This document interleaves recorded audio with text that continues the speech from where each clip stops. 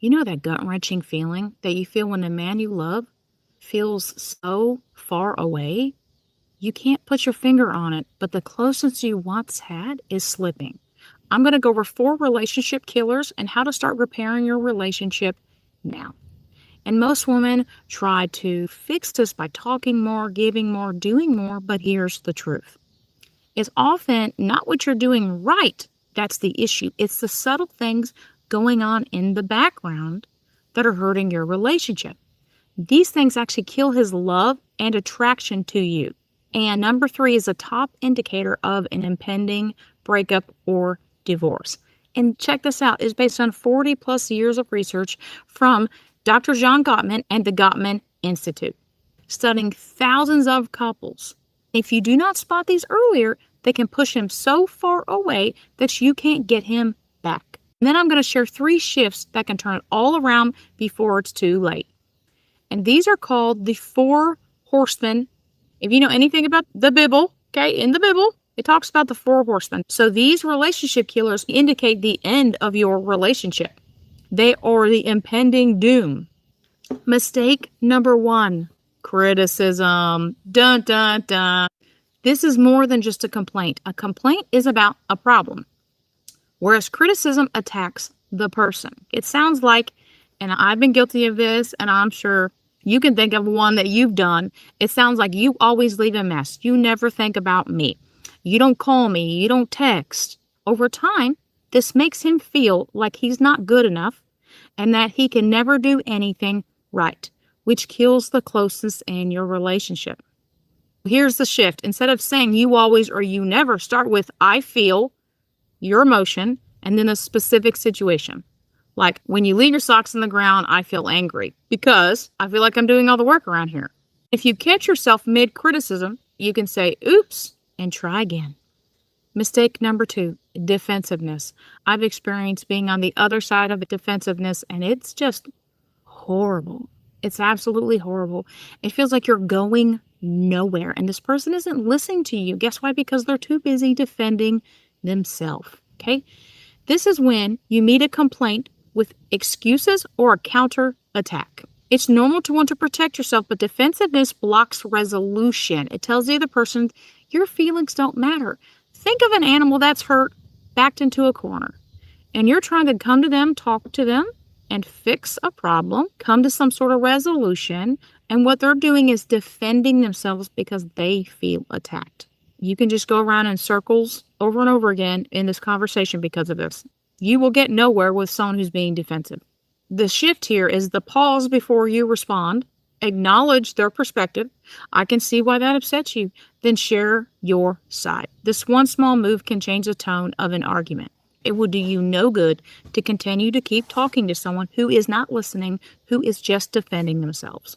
What I do is I completely disengage and try again later. Let them calm down, maybe wait the next day, and then try the conversation again. Number 3, this is the biggest predictor of an impending breakup. Oh, if you've been on the other side of this, let me give you a virtual hug. It feels this is the shittiest thing in the whole world when someone looks at you like they hate you, like they're disgusted with you. This is sarcasm, mockery, eye rolling, a sneer in the person's tone. They're looking at you like they're superior, they're better than you. It's dangerous because it makes your partner feel beneath you. And nothing kills respect faster. That is not good.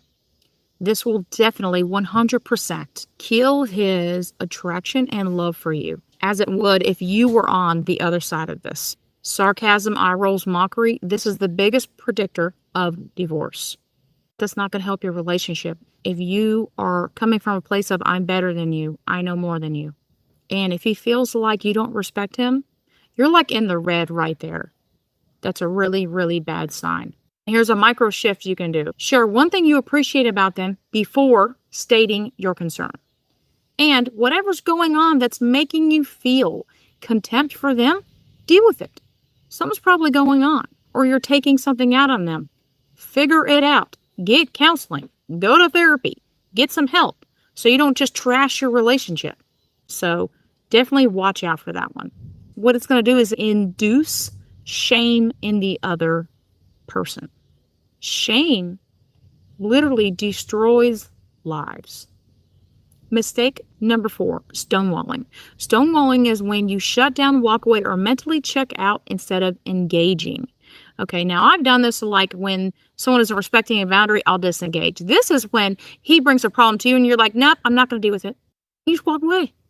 Or you've experienced, right? You try to text or try to call and that person's ignoring you. It feels like this giant stone wall comes down and they're like, yeah, I'm not going to engage with you. I'm not going to talk to you. We're not going to solve this. And this feels horrible too. And what they're going to feel is you are disinterested or abandoning them. So here's what you need to say is I need 10 minutes to cool down, but I will come back so we can talk. Then follow through. Communication is essential to having a healthy relationship. Problems are opportunities to grow together. So if you can't do problems correctly, your relationship will not last. It's going to be a very shallow relationship, and I don't even consider that a relationship. And what's going to happen is you're just sweeping these problems under the rug, and it's just going to get worse, and it's going to fester. Just like if you had a cut on your arm and you didn't tend to it, you didn't put peroxide on it, you just ignored it, and it got all yellowy, gross, and infected. That's what's happening to your relationship. So just because you stick your head in the sand doesn't mean your partner's just going to let it go. It's going to get worse if you do that. It's like emotional rot. We don't want that. And it makes them feel like they don't matter. That is not a recipe for an amazing relationship. So say I need to cool down. Here are the 3 shifts, okay? Number 1 is pick the pattern that you see yourself doing in this list and learn about it. You can look up the Gottman Institute.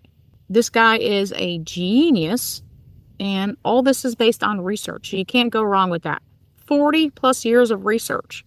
Number 2, commit to spotting it in real time and try something different. Even if that is, hey, I need 10 minutes, go cool down and come back. Make for sure you're showing up mindfully for your partner. Number 3, instead of, why would you do that? You always do this. You can say, help me understand why this is happening. Help me understand what you were thinking. Help me understand your perspective. That is information gathering. You want to learn more about the situation instead of just hopping to conclusions and reacting. Even if these have been in your relationship for years, you can change the direction of it starting today and repair your relationship.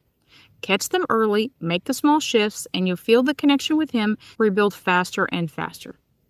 If you want to know what healthy love feels like when you stop trying to please your partner, prove you're lovable, or stop trying to be perfect, then check out the video I have coming up next.